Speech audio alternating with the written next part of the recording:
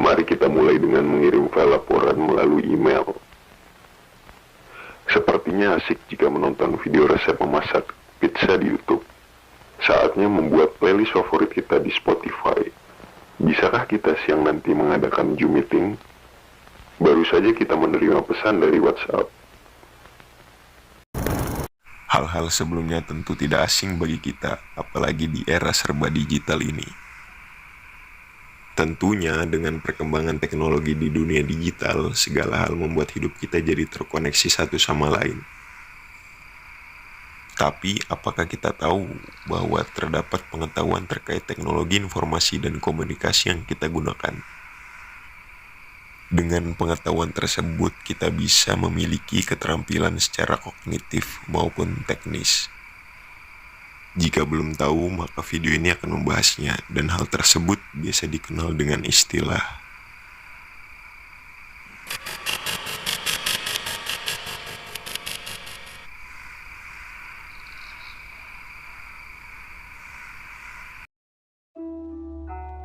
Internet adalah bagian penting bagi kehidupan manusia saat ini. Pada awal tahun 2022 dengan jumlah populasi manusia di dunia sebanyak 7,91 miliar, terdapat 5,31 miliar perangkat mobile yang terhubung dengan persentase 67,1% populasi manusia di bumi.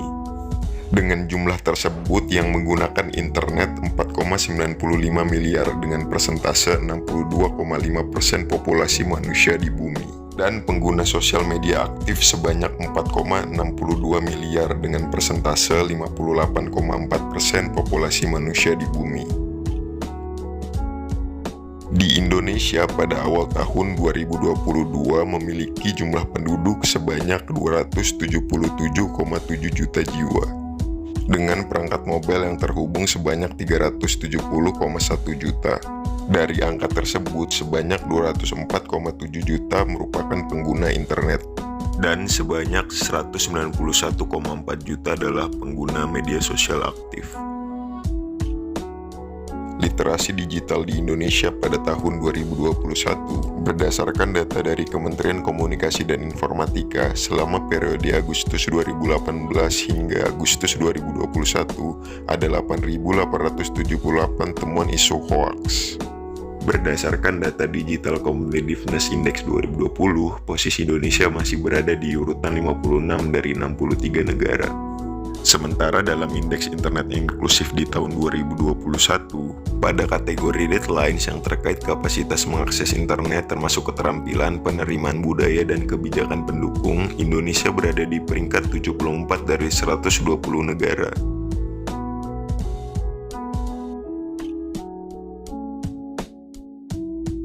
Pertama-tama saya akan menjelaskan definisi dari literasi digital. Secara sederhana, literasi digital adalah kemampuan untuk memahami dan memakai informasi dari berbagai sumber digital dengan lengkap.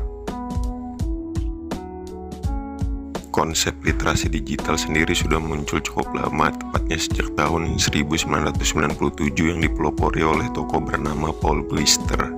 Konsep literasi digital berakar pada literasi komputer yang berkembang pada tahun 1980-an, ketika saat itu komputer sudah banyak digunakan. Sedangkan literasi informasi muncul pada tahun 1990-an, di mana informasi sudah semakin mudah disusun, diakses, dan disebarluaskan melalui informasi yang ada. Mengutip dari Atribusi Kewargaan Digital dalam Literasi Digital oleh Yuda Pradana, terdapat 4 prinsip dasar literasi digital, yaitu yang pertama pemahaman, yang kedua saling ketergantungan, yang ketiga faktor sosial, yang keempat kurasi. Pemahaman adalah kemampuan memahami informasi yang beredar di media. Saling ketergantungan adalah antara media yang satu dengan lainnya saling bergantung dan berhubungan. Faktor sosial adalah saling berbagi pesan atau informasi kepada masyarakat. Kurasi adalah kemampuan untuk mengakses, memahami, dan menyimpan informasi, termasuk kemampuan mengkurasi informasi. Menurut para ahli seperti Littlejohn, Betham, dan McGill, terdapat 7 elemen penting seputar literasi digital, yaitu: yang pertama ada information literacy adalah literasi informasi ini berkaitan dengan kemampuan untuk mengelola, menemukan, menerjemahkan, sampai memberi informasi. Yang kedua ada digital scholarship, adalah beasiswa digital masuk dalam elemen penting literasi digital. Pengguna bisa mengikuti pembelajaran akademik dan aktif mengikuti praktik pembelajaran. Yang ketiga ada learning skills, adalah literasi digital menambah pembelajaran kemampuan baru. Anda bisa memanfaatkan proses belajar mengajar secara formal dan informal terkait teknologi. Pembelajaran ini bisa menjadi bekal untuk bekerja di industri teknologi.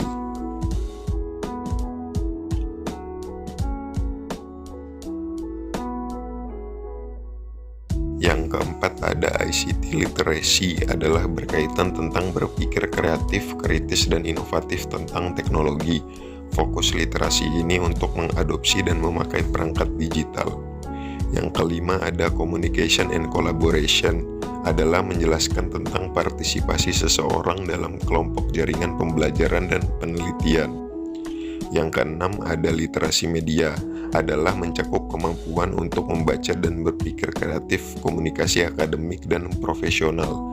Yang ketujuh ada karir dan identitas, adalah karir dan identitas ini dibutuhkan untuk mengelola identitas online. Menurut Steve Hiller dalam tulisannya berjudul Digital Leadership for Engagement in Emerging Online Culture yang dikutip melalui laman Gramedia, terdapat 9 komponen yang termuat dalam literasi digital, yaitu: yang pertama ada social networking, adalah media sosial bisa menjadi sumber informasi, namun perlu kecermatan dalam menyaring informasi yang beredar. Kemampuan memanfaatkan fitur di media sosial menjadi salah satu hal penting yang mesti dimiliki. Yang kedua ada transliterasi, adalah memanfaatkan berbagai platform untuk mengubah konten. Komponen ini mengutamakan kemampuan komunikasi dengan media sosial. Yang ketiga ada maintaining privacy, adalah cybercrime menjadi salah satu jenis kejahatan di dunia internet yang mesti dipahami, khususnya agar data-data pribadi tetap terlindungi. Yang keempat ada managing digital identity, adalah bagaimana seorang pengguna internet menggunakan identitas secara tepat. Yang kelima ada creating content, adalah kemampuan pengguna platform dalam membuat konten di internet. Yang keenam ada organizing and sharing content, adalah berkaitan dalam hal mengatur dan membagikan konten informasi agar lebih mudah disebarkan ke publik. Yang ketujuh ada reusing, adalah mengutamakan bagaimana pengguna platform dapat membuat dan mengolah kembali konten yang ada agar dapat dipergunakan kembali sesuai kebutuhan. Yang ke-8 ada filtering and selecting content, adalah kemampuan mencari dan menyaring informasi di dunia internet. Yang ke-9 ada self-broadcasting, adalah bagaimana seseorang dapat membagikan ide atau gagasannya melalui berbagai platform dengan tepat dan aman. Saya akan memberikan contoh manfaat dari literasi digital. Yang pertama adalah menambahkan keterampilan baru lebih mudah, efektif, dan hemat biaya. Contohnya adalah mencari video pembelajaran di internet. Kedua, mudah mendapatkan informasi terkini dan dibagikan dengan cepat. Contohnya adalah melihat informasi seputar kondisi lalu lintas terkini memakai aplikasi. Ketiga, belajar bahasa dan menulis lebih efisien. Contohnya adalah mencari kata tertentu lewat aplikasi kamus KBBI. Betapa pentingnya literasi digital di kalangan masyarakat untuk menghadapi era yang serba digital ini. Dengan adanya literasi digital, diharapkan masyarakat dapat memanfaatkan teknologi dan media digital yang ada secara cerdas, bijak, dan produktif, sehingga kita tidak mudah terpengaruh terhadap konten-konten negatif yang ada di internet. Itu saja penyampaian dari saya. Mohon maaf bila ada kesalahan. Sekian, terima kasih.